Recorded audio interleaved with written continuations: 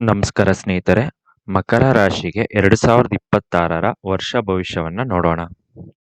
ನನ್ನ ಚಾಟ್‌ನ ಈಗ ನೋಡ್ತಾ ಇರ್ಬೋದು ನೀವು. ಇದರಲ್ಲಿ ಗುರು, ಕೇತು, ರಾಹು, ಶನಿ ಈ 4 ಗ್ರಹಗಳ ಸ್ಥಾನಗಳನ್ನ ಇಟ್ಟುಕೊಂಡು ಈ ವರ್ಷದ ಭವಿಷ್ಯವನ್ನ ನೋಡೋಣ. ಗುರು ಕಟಕ ರಾಶಿಗೆ ಜೂನ್ ನಂತರ ಪ್ರವೇಶ ಮಾಡ್ತಾರೆ. ಸದ್ಯ ಗುರು ಬಂದು ಮಿಥುನ ರಾಶಿಯಲ್ಲಿದ್ದಾರೆ. ಈಗ ಸದ್ಯ ನಿಮಗೆ ಗುರುಬಲ ಇದ್ಯಾ ಅಂದ್ರೆ ಇಲ್ಲ. ಹಾಗಾದ್ರೆ ನಿಮ್ಗೆ ಗುರುಬಲ ಯಾವಾಗ ಬರುತ್ತೆ ಅಂತ ನೋಡೋದಾದ್ರೆ, ಜೂನ್ ತಿಂಗಳಿಂದ ನಿಮಗೆ ಗುರುಬಲ ಬರುತ್ತೆ. ಹಾಗಾದ್ರೆ ಈ ವರ್ಷ ಮೊದಲ 6 ತಿಂಗಳು ಹೇಗಿರುತ್ತೆ? ಜನವರಿಯಿಂದ ಮಾರ್ಚ್‌ವರೆಗೆ ಹೇಗಿರುತ್ತೆ? ಮಾರ್ಚಿಂದ ಜೂನ್‌ವರೆಗೆ ಹೇಗಿರುತ್ತೆ? ಜೂನಿಂದ ಕೊನೆಯವರೆಗೆ ಹೇಗಿರುತ್ತೆ ಅಂತ 3 ಭಾಗವಾಗಿ ನೋಡೋಣ. ವರ್ಷದ ಕೊನೆಯವರೆಗೂ ಹೇಗಿರುತ್ತೆ ಅಂತನೂ ನೋಡೋಣ.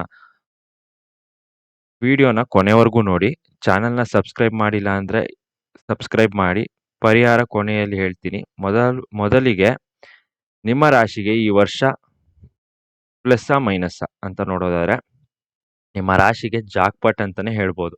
ಯಾಕೆ ಅಂದ್ರೆ ಜೂನ್ ನಂತರ ನಿಮ್ಮ ರಾಶಿಗೆ ನಿಮ್ಮ ರಾಶಿಯ 7ನೇ ಮನೆಗೆ ಗುರು ಪ್ರವೇಶ ಮಾಡ್ತಾರೆ.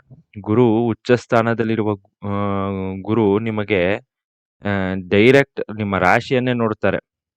ನ ನೇರ ನಿಮ್ಮ ರಾಶಿಯನ್ನೇ ನೋಡೋದ್ರಿಂದ ಗಜಕೇಸರಿ ಯೋಗ, ಗುರು ಚಂದ್ರ ಯೋಗ, ಹಂಸ ಯೋಗ. ಮತ್ತೆ, ಮತ್ತೆ ಈ ಯೋಗ ಬರ್ಬೇಕಂದ್ರೆ ಮತ್ತೆ 11 ವರ್ಷ ಬೇಕಾಗತ್ತೆ. ಹಾಗಾಗಿ ಈ ವರ್ಷ ನಿಮ್ಗೆ ಉತ್ತಮವಾಗೇ ಇರುತ್ತೆ. ನಿಮಗೆ ರಾಜಯೋಗ ಅಂತಾನೆ ಹೇಳ್ಬೋದು. 7 ವರ್ಷದಿಂದ ಮಕರ ರಾಶಿಯವರು ತುಂಬಾನೇ ಅನುಭವಿಸಿದ್ರಿ. ಯಾಕೆಂದ್ರೆ ಸಾಡೆ ಸಾತಿ ಆ, ಸಾ ಸಾಡೆ ಸಾತಿ ಅದಾದ್ಮೇಲೆ ಹೋದ್ ವರ್ಷ ಮಾರ್ಚ್ ಸಾಡೆ ಸಾತಿ ಮುಕ್ತಾಯಗೊಳ್ತು. ತುಂಬಾ ಕಷ್ಟಗಳನ್ನ ಅನುಭವಿಸಿದ್ದೀರಿ. ಆರೋಗ್ಯ ವಿಚಾರದಲ್ಲಾಗಲಿ, ಆಮ್, ಹಣಕಾಸು ವಿಚಾರದಲ್ಲಾಗಲಿ, ಕೆಲಸದ ವಿಚಾರದಲ್ಲಾಗಲಿ ತುಂಬಾ ಕಷ್ಟಗಳನ್ನ ಅನುಭವಿಸಿದ್ರಿ. ಬಂದ ಆಪರ್ಚುನಿಟಿ ಎಲ್ಲ ಕಳ್ಕೊಂಡ್ರಿ. ಅಂದುಕೊಂಡ ಕೆಲಸಗಳೆಲ್ಲ ಮಧ್ಯದಲ್ಲೇ ನಿಂತು ಹೋಗಿತ್ತು. ಕೆಲವರಿಗಂತೂ ಮಂದಗತಿಯಲ್ಲಿ ನಡೀತಾ ಇತ್ತು. ಎಲ್ಲವೂ 7 ವರ್ಷ ನೀವು ಪಟ್ಟ ಕಷ್ಟ ಸಾಡೆ ಸಾತಿ ಮುಕ್ತಾಯ ಆಗಿದ್ದರೂ ನಿಮಗೆ ಸದ್ಯ ಗುರುಬಲ ಇಲ್ಲದೆ ಇರುವ ಕಾರಣ ಇನ್ನೂ ಕೆಲವೊಂದು ವಿಚಾರದಲ್ಲಿ ಕಷ್ಟಗಳನ್ನ ಅನುಭವಿಸಿದ್ದೀರಿ. ಯಾಕೆ ಅಂದ್ರೆ ಗುರು 6ನೇ ಮನೆಗೆ ಪ್ರವೇಶ ಮಾಡ್ಬಿಡ್ತಾರೆ. ಇನ್ನೇನ್ ಸಾಡೆ ಸಾತಿ ಮುಗೀತು, ಸರಿ ಹೋಯ್ತು ಅನ್ನೋಷ್ಟ್ರೊಳಗೆ ಗುರುಬಲ ಹೊರ್ಟೋಗುತ್ತೆ. 6ನೇ ಮನೆಗೆ ಗುರು ಪ್ರವೇಶ ಮಾಡ್ತಾರೆ. ಆಗ ನೀವು ಗುರುಬಲವನ್ನ ಕಳ್ಕೊಂಡಿದ್ದೀರಿ. ಬರಬೇಕಾದ ಹಣ ಎಲ್ಲ ಬರ್ಲಿಲ್ಲ. ಇನ್ವೆಸ್ಟ್‌ಮೆಂಟ್‌ಗಳಲ್ಲಿ ಲಾಸ್ ಮಾಡ್ಕೊಂಡ್ರಿ. ಇದೆಲ್ಲವೂ ಅನುಭವಿಸಿದ್ರಿ 2025ರಲ್ಲಿ. ಆದರೆ 2026 ನಿಮಗೆ ಹೇಗಿರುತ್ತೆ ಅಂತ ನೋಡೋದಾದ್ರೆ, ವರ್ಷದ ಆರಂಭ ಅಂದರೆ ಜನವರಿಯಿಂದ ಮಾರ್ಚ್‌ಗೆ ನೋಡೋದಾದ್ರೆ, ವರ್ಷದ ಆರಂಭದಲ್ಲಿ ಸೂರ್ಯ, ಬುಧ, ಕುಜ, ಶುಕ್ರ ಗ್ರಹಗಳು ನಿಮ್ಮ ರಾಶಿಗೆ 12ನೇ ಮನೆಯಲ್ಲಿ ಇರ್ತಾರೆ. ನಿಮ್ಮ ರಾಶಿಯ 12ನೇ ಮನೆಯಲ್ಲಿ ಇರ್ತಾರೆ. ಶುಕ್ರ ಮತ್ತೆ ಬುಧನಿಗೆ 12ನೇ ಮನೆ ದೋಷವಿಲ್ಲ ಅಂತಾನೆ ಹೇಳ್ತೀವಿ. ಈ 2 ಗ್ರಹಗಳು ಬೇಗನೆ ನಿಮ್ಮ ರಾಶಿಗೆ ಪ್ರವೇಶ ಮಾಡ್ತಾರೆ. 9ನೇ ಮನೆ, 10ನೇ ಮನೆ ಅಧಿಪತಿ ಬಂದು ನಿಮ್ಮ ರಾಶಿಗೆ ಪ್ರವೇಶ ಮಾಡೋದ್ರಿಂದ ನಿಮಗೆ ಪಾಸಿಟಿವ್ ವೈಬ್ರೇಷನ್ ಕೊಡುತ್ತೆ. ಉತ್ತಮ ಫಲಿತಾಂಶ ಕೊಡುತ್ತೆ. ಇನ್ನೊಂದು ಕಡೆ ಲಾಭಾಧಿಪತಿ ಕುಜನು ನಿಮ್ಮ ರಾಶಿಗೆ ಪ್ರವೇಶ ಮಾಡ್ತಾರೆ. ಅಂದರೆ ಉಚ್ಚ ಸ್ಥಾನಕ್ಕೆ ಬರ್ತಾರೆ. ಕುಜನಿಗೆ ಮಕರ ರಾಶಿ ಉಚ್ಚ ಸ್ಥಾನ. ತುಂಬಾ ದಿನಗಳ ನಂತರ ಲಾಭದಾಯಕವಾಗಿರುತ್ತೆ ನಿಮಗೆ. ಆದಾಯದಲ್ಲಿ ಇಷ್ಟು ದಿನ ಏರುಪೇರು ಆಗಿತ್ತು. ಹಣಕಾಸು ವ್ಯವಹಾರದಲ್ಲಿ ತೊಡಕು ಉಂಟಾಗಿತ್ತು. ಬರಬೇಕಾದ ಹಣ ಬಂದಿರಲಿಲ್ಲ. ಇದೆಲ್ಲವೂ ಈಗ ಸರಿ ಹೋಗುತ್ತೆ. ನಿಮಗೆ ಭಾಗ್ಯೋದಯವಾಗುತ್ತೆ. ತುಂಬಾ ಆಪರ್ಚುನಿಟಿಗಳು ಬರುತ್ತೆ. ನಿಂತ ಕಾರ್ಯಗಳೆಲ್ಲ ಮುಂದುವರಿಯುತ್ತೆ. ವೃತ್ತಿಯಲ್ಲಿ ಮುನ್ನಡೆಯನ್ನ ಸಾಧಿಸ್ತೀರಿ. ವ್ಯಾಪಾರದಲ್ಲಿ ಅಭಿವೃದ್ಧಿ. ಒಂದು ಸ್ಪಾರ್ಕ್ ಸ್ಟಾರ್ಟ್ ಆಗುತ್ತೆ. ಇದೆಲ್ಲವೂ ವರ್ಷದ ಆರಂಭದಿಂದ ಮಾರ್ಚ್ 15ರವರೆಗೆ ನಡೆಯುತ್ತೆ. ಮಾರ್ಚ್ 15ರ ನಂತರ ಎಲ್ಲಾ ಗ್ರಹಗಳು ರಾಹು-ಕೇತು ನೋಡೊಳಗಡೆ ಬಂದು ಸೇರುತ್ತೆ. ಆಗ ಎಲ್ಲಾ ಗ್ರಹಗಳು ತನ್ನ ಶಕ್ತಿಯನ್ನ ಕಳೆದುಕೊಳ್ತಾರೆ. ನಿಮ್ಮ ರಾಶಿಯ 2ನೇ ಮನೆಯಲ್ಲಿರುವ ರಾಹು ಸ್ಥಾನದಲ್ಲಿರುವ ರಾಹುವನ್ನ ಗುರು ತನ್ನ 9ನೇ ದೃಷ್ಟಿಯಿಂದ ನೋಡ್ತಾರೆ. ಧನಸ್ಥಾನದಲ್ಲಿರುವ ರಾಹು ನೆಗೆಟಿವ್ ಇಂಪ್ಯಾಕ್ಟ್ ಮಾಡೋದಿಲ್ಲ. ಗುರುದೃಷ್ಟಿ ಬೀಳೋದ್ರಿಂದ ಯಾವುದೇ ತರದ ನೆಗೆಟಿವ್ ಇಂಪ್ಯಾಕ್ಟ್ ಮಾಡೋದಿಲ್ಲ. ಇದರ ಬದಲಿಗೆ ಒಳ್ಳೆಯ ಆಪರ್ಚುನಿಟಿಯನ್ನ ಕೊಡುತ್ತೆ. ಹಣಕಾಸು ವ್ಯವಹಾರದ ದಲ್ಲಾಗಲಿ ಅಥವಾ ವೃತ್ತಿ ಜೀವನದಲ್ಲಾಗಲಿ ಪ್ರಗತಿಯನ್ನ ಕಾಣ್ತೀರಿ. ಆದರೆ ನೀವು ಒಂದು ವಿಚಾರದಲ್ಲಿ ಗಮನ ಹರಿಸಬೇಕಾಗಿದ್ದೇನೆಂದರೆ 8ನೇ ಮನೆಯಲ್ಲಿರುವ ಕೇತು. 8ನೇ ಮನೆಯಲ್ಲಿ ಕೇತು ಇದ್ದಾಗ ಆರೋಗ್ಯ ವಿಚಾರದಲ್ಲಿ ಏರುಪೇರು ಆಗುವ ಸಾಧ್ಯತೆಗಳಿರುತ್ತೆ.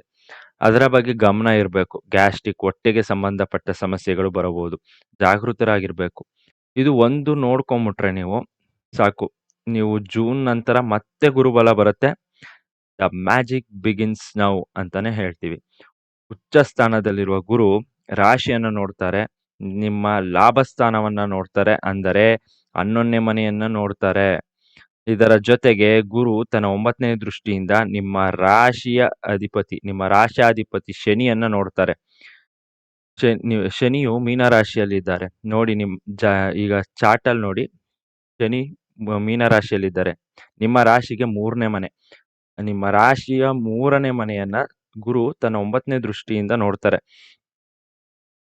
ಶನಿಯನ್ನು ನೋಡೋದ್ರಿಂದ ತುಂಬಾ ವರ್ಷಗಳ ನಂತರ ನೀವು ಸಂತೋಷವನ್ನ ಅನುಭವಿಸ್ತೀರಿ. ವಿಕ್ಟ್ರಿ, ಗುಡ್ ಗುಡ್ ನ್ಯೂಸ್ ಕೇಳ್ತೀರಿ.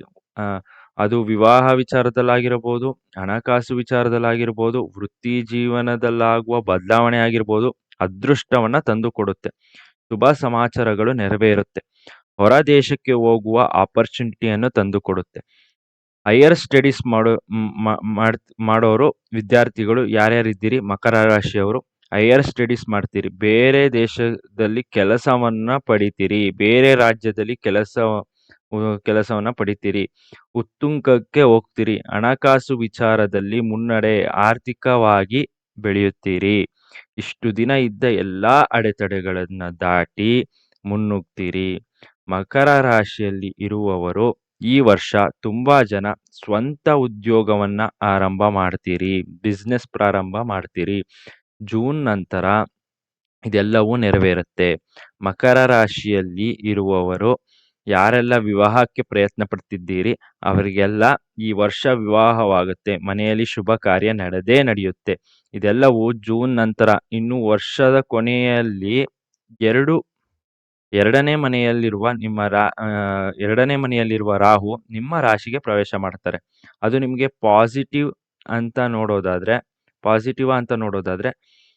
ತುಂಬಾನೇ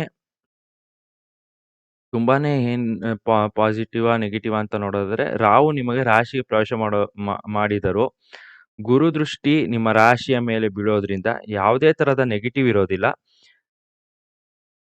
ಹಿಡಿದ ಕೆಲಸವನ್ನ ಸಾಧಿಸ್ತೀರಿ. ಸ್ವಲ್ಪ ನಿಧಾನವಾದರೂ ಗುರಿಯನ್ನ ಮುಟ್ಟುತ್ತೀರಿ. ರಾಹು ಹೇಗೆ ಅಂದ್ರೆ ಟೇಕ್ ಡೈವರ್ಷನ್ಸ್ ಅಂತ. ಈಗ ನೀವು ಯಾವುದೋ ಒಂದು ಜಾಗಕ್ಕೆ ಹೋಗ್ಬೇಕಂತ ಅನ್ಕೊಂಡಿರ್ತೀರ. ಅದಕ್ಕೆ ಶಾರ್ಟ್ ಕಟ್ ರೂಟೋ ಅಥವಾ ನೇರ ರೂಟೋ ಯಾವುದೋ ಇರುತ್ತೆ. ಡೈಲಿ ಹೋಗೋ ರೂಟಲ್ಲಿ ಹೋಗ್ತಿರ್ತೀರ. ಆದರೆ ಅಲ್ಲಿ ಯಾವುದೋ ಅಡೆತಡೆಗಳಾಗ್ಬೋದು. ರಿಪೇರಿ ಆಗ್ಬೋದು. ರೋಡ್ ರಿಪೇರಿ ಇರ್ಬೋದು. ಡೈವರ್ಷನ್ಸ್ ತಗೋತೀರ. ಬೇರೆ ಕಡೆ ಸುತ್ತಿ ಬಳಸಿ ಕೊನೆಗೆ ನೀವು ಯಾವ ಡೆಸ್ಟಿನೇಷನ್ ರೀಚ್ ಆಗ್ಬೇಕು ಅನ್ಕೊಂಡಿರ್ತೀರ ಆ ಡೆಸ್ಟಿನೇಷನ್ ರೀಚ್ ಆಗೇ ಆಗ್ತೀರಾ. ರಾಹು ಅಂದ್ರೆ ಟೇಕ್ ಡೈವರ್ಷನ್ಸ್ ಅಷ್ಟೇ. ಕೆಲಸ ಆಗದೇ ಇಲ್ಲ ಅಂತಲ್ಲ. ಕೆಲವೊಂದು ಅಡೆತಡೆಗಳು ಬರುತ್ತೆ. ಅದನ್ನೆಲ್ಲ ದಾಟಿ ನೀವು ಮುಂದೆ ಹೋಗ್ತೀರಿ. ತುಂಬಾ ಜನ ಭೂಮಿ ಖರೀದಿ ಮಾಡ್ತೀರಿ. ಪ್ರಾಪರ್ಟೀಸ್‌ನ ಖರೀದಿ ಮಾಡ್ತೀರಿ. ಇಷ್ಟು ದಿನ ಪಟ್ಟ ಎಲ್ಲಾ ಕಷ್ಟಗಳಿಗೂ ಈ ವರ್ಷ ನೀವು ಸುಖವನ್ನ ಅನುಭವಿಸ್ತೀರಿ. ಉತ್ತಮ ಫಲಿತಾಂಶವನ್ನು ಈ ವರ್ಷ ನೀವು ಪಡಿತೀರಿ. ವೃತ್ತಿ ಜೀವನದಲ್ಲಿ ಮುನ್ನಡೆ, ಉದ್ಯೋಗದಲ್ಲಿ ಕೀರ್ತಿ, ನಿಮ್ಮನ್ನು ರೆಕಗ್ನೈಸ್ ಮಾಡ್ತಾರೆ, ಗೌರವ ಕೊಡ್ತಾರೆ, ಪ್ರಮೋಷನ್ ಸಿಗುತ್ತೆ ಈ ವರ್ಷ. ಎಷ್ಟು ಕೆಳಗಡೆ ಬಿದ್ದಿದ್ದೀರೋ ಅಷ್ಟೇ ಮೇಲೆ ಎದ್ದು ಬರ್ತೀರಾ ಈ ವರ್ಷ. ತುಂಬಾ ಚೆನ್ನಾಗಿದೆ ಈ ವರ್ಷ ನಿಮಗೆ. ಇನ್ನು ಹಿರಿಯರ ಆಶೀರ್ವಾದ ನಿಮಗೆ ದೊರಕುತ್ತೆ. ಮಕರ ರಾಶಿಯಲ್ಲಿರುವ ಮಕ್ಕಳಿಗೆ ವಿವಾಹ ಭಾಗ್ಯ ಪ್ರಾಪ್ತಿ. ಇದೆಲ್ಲವೂ ವರ್ಷದ ಸೆಕೆಂಡ್ ಹಾಫ್ ಅಲ್ಲಿ ನಡೆಯುತ್ತೆ. ಇನ್ನು ಮಕರ ರಾಶಿಯಲ್ಲಿರುವ ವಿದ್ಯಾರ್ಥಿಗಳಿಗೆ ಹೇಳೋದಾದ್ರೆ ಈ ವರ್ಷ ಉತ್ತಮವಾಗಿದೆ. ಯಾವುದೇ ಅಡೆತಡೆಗಳು ಇರುವುದಿಲ್ಲ. ಯಾರೆಲ್ಲ ಕೆಲಸಕ್ಕಾಗಿ ಹುಡುಕಾಟ ನಡೆಸ್ತಿದ್ದೀರಿ ಅವರಿಗೆಲ್ಲ ಹೊರ ರಾಜ್ಯದಲ್ಲಿ ಹೊರ ದೇಶದಲ್ಲಿ ಕೆಲಸ ಸಿಗುವ ಎಲ್ಲಾ ಸಾಧ್ಯತೆಗಳಿದೆ. ಯಾರೆಲ್ಲ IT ಕೆಲಸಕ್ಕೆ ಪ್ರಯತ್ನ ಪಡ್ತಿದ್ದೀರಿ ಜೂನ್ ನಂತರ ನಿಮಗೆ ಶುಭ ಸಮಾಚಾರಗಳು ಬರುತ್ತವೆ. ಪ್ರಯತ್ನ ನಿರಂತರವಾಗಿರಲಿ. ನಿಮಗೆ ಉತ್ತಮ ಫಲಿತಾಂಶ ಗ್ಯಾರಂಟಿ. ಜೂನ್ ನಂತರ ನೀವು ಇದನ್ನೆಲ್ಲ ಕಾಣ್ತೀರಿ. ನಿಮಗೆ ಸಿನ್ಸಿಯಾರಿಟಿ, ಡೆಡಿಕೇಷನ್ ಅನ್ನೋ ಈ ಸಿನ್ಸಿಯಾರಿಟಿ ಮತ್ತು ಡೆಡಿಕೇಷನಿಂದ ನೀವು ಯಾವುದೇ ಕೆಲಸವನ್ನ ಹಿಡಿದ್ರೆ ಮಾಡಿ ಮುಗಿಸ್ತೀರಿ ಅಂತ ಬಂದ್ರೆ ಮಕರ ರಾಶಿಯವರು. ಸೊ ಹಾಗಾಗಿ ನೀವು ಮಾಡೇ ಮಾಡ್ತೀರಿ. ಜೂನ್ ನಂತರ ವೃತ್ತಿ ಜೀವನದಲ್ಲಿ ಮುನ್ನಡೆಯನ್ನ ಸಾಧಿಸ್ತೀರಿ. ಎಲ್ಲಾ ವಿಚಾರದಲ್ಲೂ ನೀವು ಆಳವಾಗಿ ಅಧ್ಯಯನ ಮಾಡಲು ಪ್ರಾರಂಭಿಸ್ತೀರಿ. ಅದು ನಿಮಗೆ ಜ್ಞಾನವನ್ನ ಹೆಚ್ಚಿಸುತ್ತೆ ಮತ್ತು ಕೀರ್ತಿಯನ್ನ ತಂದುಕೊಡುತ್ತೆ. ನಿಮಗೆ ಗುರುವಿನ ಸ್ಥಾನದಲ್ಲಿ ಯಾರಾದರೂ ನಿಂತು ಗೈಡ್ ಮಾಡ್ತಾರೆ. ನೀವು ಉತ್ತುಂಗಕ್ಕೆ ಏರುತ್ತೀರಿ. ಅವರ ಸಹಾಯದಿಂದ ನೀವು ಉತ್ತುಂಗಕ್ಕೆ ಏರ್ತೀರಿ. ಮಕರ ರಾಶಿಯಲ್ಲಿರುವ 60 ವರ್ಷ ಮೇಲ್ಪಟ್ಟವರಿಗೆ ಆರೋಗ್ಯ ವಿಚಾರದಲ್ಲಿ ಬಂದರೆ ಉತ್ತಮವಾಗಿರುತ್ತೆ. ಮನೆಯಲ್ಲಿ ಶುಭ ಕಾರ್ಯ, ತೀರ್ಥ ಸ್ಥಳಗಳ ದರ್ಶನ. ಓವರಾಲ್ ಹೇಳೋದಾದ್ರೆ ಮಕರ ರಾಶಿಯವರಿಗೆ ಉತ್ತಮವಾಗಿದೆ. ನೀವು ಒಂದು ವಿಚಾರ ಗಮನ ಹರಿಸಬೇಕಾಗುತ್ತೆ. ಯಾವುದು ಎಂದರೆ 2ನೇ ಮನೆಯಲ್ಲಿರುವ ರಾಹು ಇಲ್ಲದ ಸಲ್ಲದ ಮಾತಿನಿಂದ ಅಪಕೀರ್ತಿಯನ್ನ ತಂದುಕೊಡುತ್ತಾರೆ. ಹಾಗಾಗಿ ನೀವು ಎಷ್ಟು ಬೇಕೋ ಅಷ್ಟು ಮಾತನಾಡಬೇಕು. ನೀವು ಮಾತನಾಡಬೇಕಾದರೆ ಹುಷಾರಾಗಿರ್ಬೇಕು. ತಿಳಿಯದೆ ಆಡಿದ ಮಾತಿಗೆ ನಿಮಗೆ ಅಪಕೀರ್ತಿ ಬರುವ ಸಾಧ್ಯತೆ ಇದೆ. ಹಾಗಾಗಿ ಹುಷಾರಾಗಿರ್ಬೇಕು. ನಿಮಗೆ ಪರಿಹಾರ ಅಂದ್ರೆ ನರಸಿಂಹಸ್ವಾಮಿ ದರ್ಶನ ಮಾಡಿ. ಅಷ್ಟಮದಲ್ಲಿ ಕೇತು ಇರೋದ್ರಿಂದ ಗಣಪತಿ ಆರಾಧನೆ ಮಾಡಿ. ಆರೋಗ್ಯದಲ್ಲಿ ಏನಾದರೂ ತೊಂದರೆ ಇದ್ದರೆ ನವಗ್ರಹದಲ್ಲಿ ಕೇತುವಿನ ಆರಾಧನೆ ಮಾಡಿ ಅಂತ ಹೇಳ್ತಾ ಈ ವಿಡಿಯೋವನ್ನ ಇಲ್ಲಿಗೆ ಮುಗಿಸ್ತಾ ಇದ್ದೀನಿ. ಈ ವಿಡಿಯೋ ನಿಮ್ಗೆ ಇಷ್ಟ ಆಗಿದ್ದಲ್ಲಿ ಲೈಕ್ ಮಾಡಿ, ಶೇರ್ ಮಾಡಿ, ಸಬ್ಸ್ಕ್ರೈಬ್ ಮಾಡಿ ಅಂತ ಹೇಳ್ತಾ ಹೊಸ ವರ್ಷದ ಶುಭಾಶಯಗಳು.